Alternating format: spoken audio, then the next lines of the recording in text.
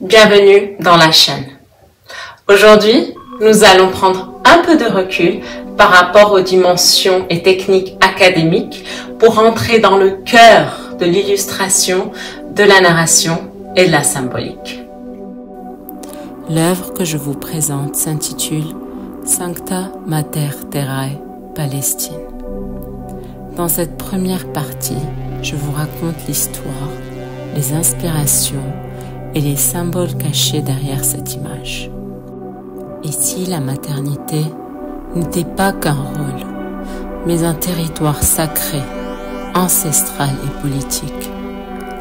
L'histoire de la broderie palestinienne, ou bien ce qu'on appelle en arabe le tatriz.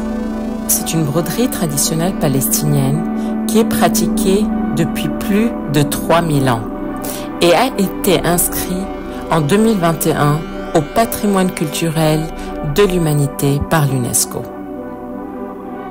C'est un art social qui va de plusieurs générations.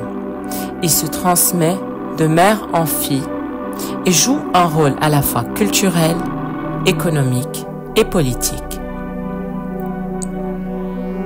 Les origines et les techniques du tatriz, c'est réalisé au point de croix avec des fils de soie ou de coton sur lin, coton ou laine, parfois ornés de perles, en créant des motifs stylisés inspirés de la nature sous forme géométrique.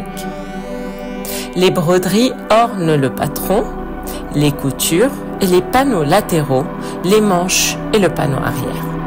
Il a plusieurs significations, selon les régions. On a Ramallah, Gaza, Hébron, Naplouse, etc. Les motifs et les couleurs indiquent l'origine géographique, le statut marital et économique des femmes.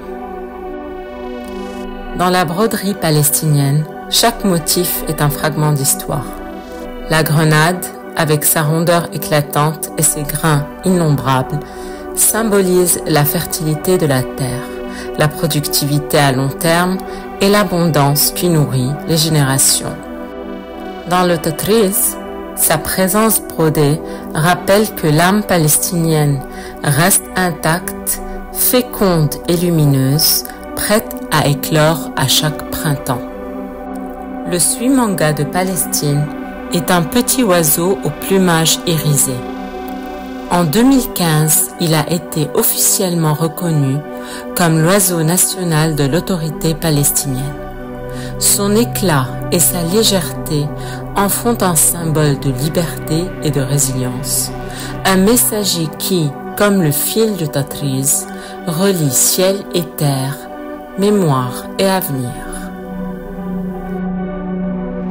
En tout cas, aujourd'hui, je vous remercie d'avoir lu cette vidéo qui est vraiment atypique et une première sur cette chaîne qui est dédiée uniquement au dessin académique. Pour celles et ceux qui ont vraiment aimé ce passage et qui souhaiteraient en voir plus, n'hésitez pas de le mentionner dans le commentaire ci-dessous. Et si vous avez bien aimé, bien sûr, abonnez-vous et activez la cloche. Je vous revois dans un autre épisode et cet épisode sera la suite de celui-ci en rapport bien évidemment avec la composition et la proportion. Alors, à très bientôt. Merci.